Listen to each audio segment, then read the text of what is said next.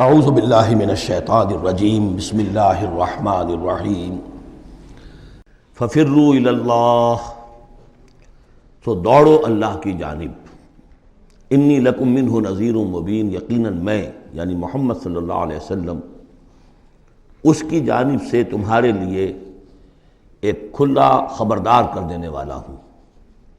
ولا تجعلوا مع اللہ الہا آخر، اور اس کے ساتھ کسی اور کو معبود نہ پکڑو۔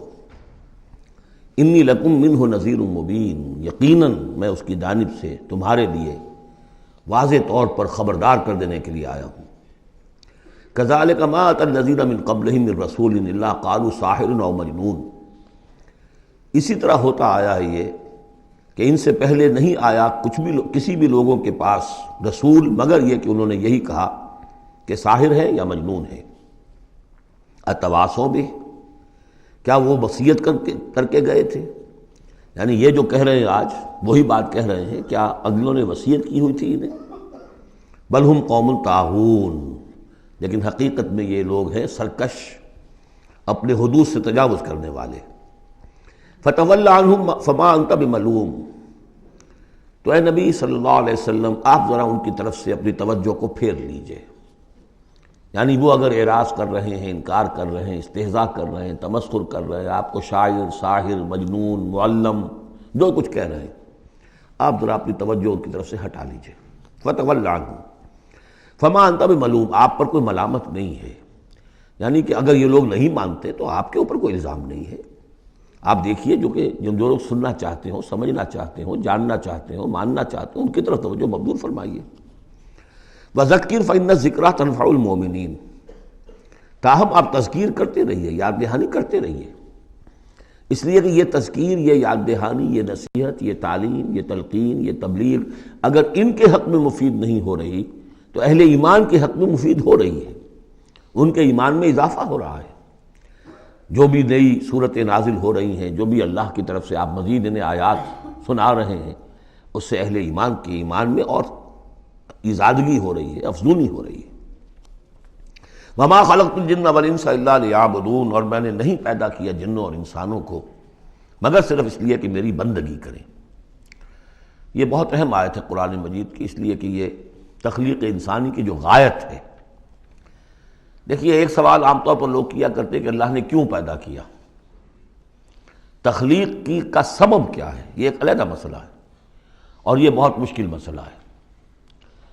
فلسفیوں نے بھی، جنہوں نے بھی کوشش کی ہے اس مسئلے میں کچھ غور و فکر کی، بہرحال انہوں نے اپنی اپنی آراء دی ہیں، کسی موقع پر وہ بات میں عرض کروں گا، ان میں بھی ایک رائے ہے کہ جو وقی ہے۔ لیکن اصل مسئلہ یہ کہ غایت کیا ہے۔ تم نے اگر یہ نہیں سمجھا کہ تمہاری تخلیق کیوں ہوئی تو اس میں تمہارے لیے کوئی نقصان کی بات نہیں ہے، لیکن تمہیں اگر یہ معلوم ہو جائے کس لیے پیدا کیے گئے ہو، اگر یہ معلوم نہیں ہوگا تو زندگی بیکار جائے گی۔ لہذا اصل شے یہ کہ تم پیدا کیے گئے ہو اس لیے کہ اللہ کی بندگی کرو۔ لیکن وہ کیا ہے بندگی؟ میں نے بارہا عرض کیا ہے، اس کو تین حصوں میں سمجھیے کہ بندگی یا عبادت، ایک ہے اطاعت، ہمتن اطاعت، اور نمبر دو اس کی روح اطاعت، وہ ہونی چاہیے محبت، اللہ کی محبت، غایت الحب مع غایت الذل والخضوع، یہ ہے اصل عبادت۔ باقی کچھ مراسم عبادت ہیں کہ جس میں کہ اللہ تعالیٰ کے سامنے انسان اپنی عاجزی کے اظہار کے لیے قنوت ہے، دس بستہ کھڑا ہونا ہے، جھک کر کھڑے ہونا، پھر سجدہ ہے، رکوع ہے، حمد کے ترانے ہیں، نماز ہے، جو بھی شکلیں ہیں، یہ مراسم عبودیت ہے۔ اصل عبادت کیا ہے؟ ہمتن اللہ کی اطاعت، اس کی محبت کے جذبے سے سرشار ہو کر۔ اب اس کے جو تقاضے ہیں اور موجودہ حالات میں ہم کیسے اس سے عہدہ برا ہو سکتے ہیں؟ کفر کا غلبہ ہے، نظام تو ہر جگہ کافرانہ ہے، یہاں بھی کافرانہ نظام ہے، اسلامی نظام تو نہیں ہے نا۔ ہم مسلمان ہیں، انفرادی طور پر نظام تو کافرانہ ہے، اب کیا کریں؟ ہمارا زیادہ ہم کہہ سکتے ہیں کہ ہم اپنی زندگی کے 10-15% میں اللہ کی اطاعت کر رہے ہیں، باقی ہماری پوری زندگی اجتماعی جو نظام ہے اس کے ساتھ جکڑی ہوئی ہے، تو اب اس کی کیا صورت ہو؟ وما خلقت الجن والانس الا لیعبدون، میں نے نہیں پیدا کیا ہے انسانوں اور جنوں کو مگر اس لیے کہ میری بندگی کریں۔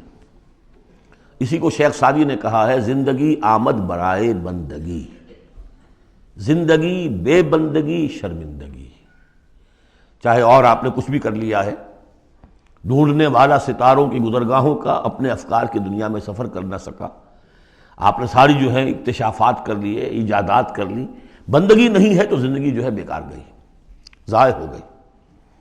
ما اريد منهم من رزق، میں ان سے کسی رزق کا طالب تو نہیں ہوں، وما اريد ان يطعمون، نہ میں یہ چاہتا ہوں کہ یہ مجھے کچھ کھلائے پلائیں۔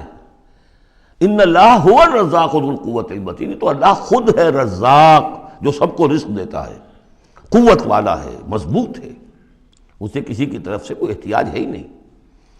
فإن للذین ظلموا ذنوبا مثل ذنوب اصحابهم فلا يستعجلون، جب ڈول جو ہے پانی کا جب پوری طرح بھر جائے اسے کہتے ہیں ذنوب۔ یقیناً ان کافروں کے اور ان مشرکوں کے ڈول بھی بدعمالیوں کے، ان کے کفر و شرک کا ڈول بھر چکا ہے، جیسا کہ ان سے پہلے اصحابہم کے ساتھیوں کا ذنوب مثل ذنوب اصحابہم فلا یستعجلون، تو اب یہ جلدی نہ کریں، ڈول بھر چکا ہے، کسی وقت کھینچ لیا جائے گا، اب اگر ذرا وقت اور دیا جا رہا ہے تو اس سے دھوکہ نہ کھائیں۔ فویل للذین کفروا من یومہم الذی یوعدون، تو ہلاکت اور خرابی اور بربادی ہے ان کافروں کے لیے اس دن جس دن کا ان سے وعدہ کیا جا رہا ہے۔ صدق اللہ العظیم۔